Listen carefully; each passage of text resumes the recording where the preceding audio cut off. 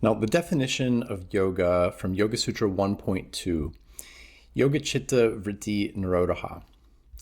Now, as we've gone through this trajectory of the gross to the subtle, leading eventually into samadhi, samadhi is often equated with the term yoga or union. So when we consider yoga being the state of a complete cessation of the fluctuations of the mind, I find it interesting how in these various levels of samadhi, for instance, in Savikalpa Samadhi, where deep knowledge is attained, and in Nirvikalpa Samadhi, where it transcends language and thoughts and impressions exist, but the yogi is unaffected, eventually culminating in Dharmamegha Samadhi, where it goes beyond thought and thought comes into that complete Nirodha or stillness. I thought there was an interesting overlay with some modern science in which scientists have measured the brain waves of people in meditation and various states of meditation. Now, this isn't something that's specifically in the Yoga Sutras, but there seems to be a parallel between these different levels of meditation and samadhi. Now, on the screen here is a graphic which shows various brainwave states that have been measured in various states of consciousness. When we're in waking consciousness and the brain is active in conscious thought, scientists have measured this to be in the range called beta waves, so between 13 and 35 hertz. Beta waves actually can be measured in different categories depending on sort of the state of thinking or the state of stress or consciousness that we might be in. But it seems that this, as an overlay with the Yoga Sutras, is what we consider to be the Citta Vrittis, the fluctuations of the mind.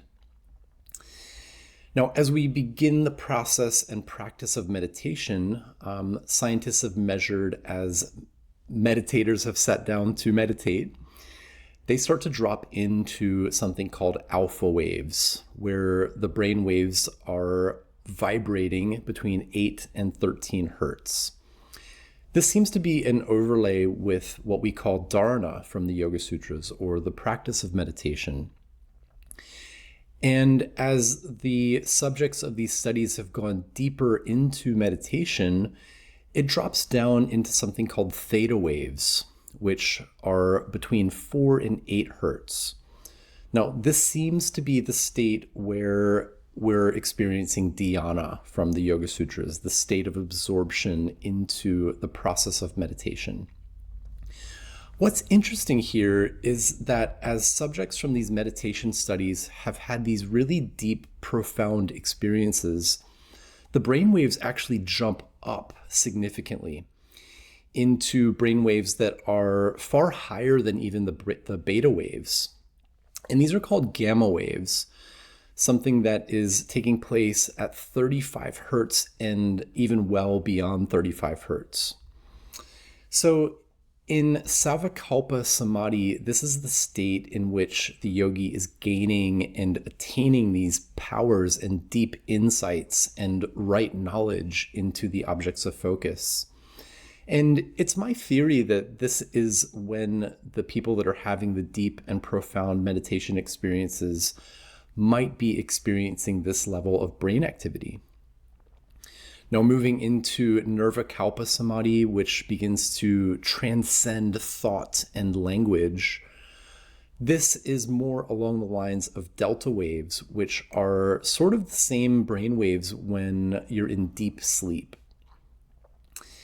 And staying true to the definition of yoga as being the Yoga Citta Vritti Nirodha, or the cessation of the modifications of the mind, this would seem to be the Dharmamegha Samadhi, in which there is that complete stream of singularity of mind, body, and consciousness.